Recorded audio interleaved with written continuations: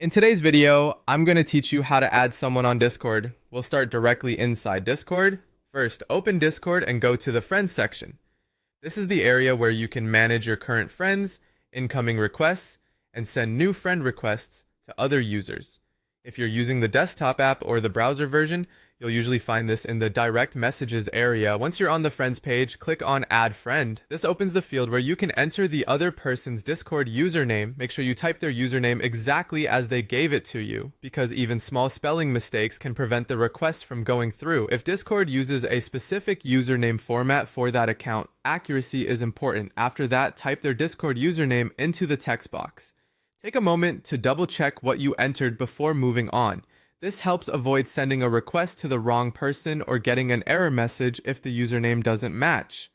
Next, click Send Friend Request. If everything is correct, Discord will send the request immediately.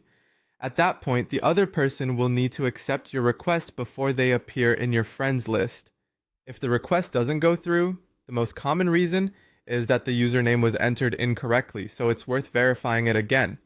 The next part of the process shows another way people sometimes add something to Discord, in this case through a bot listing page.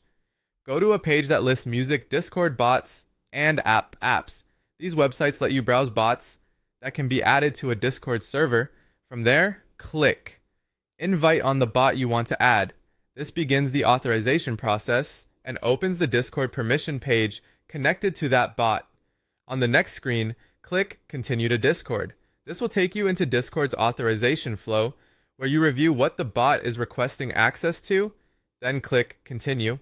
At this point, Discord may show you the server selection and the permissions the bot is asking for.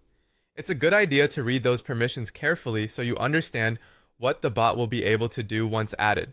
Finally, click Authorize to complete the process. After authorization, the bot will be added to the selected Discord server, assuming you have the necessary permissions in that server to invite bots.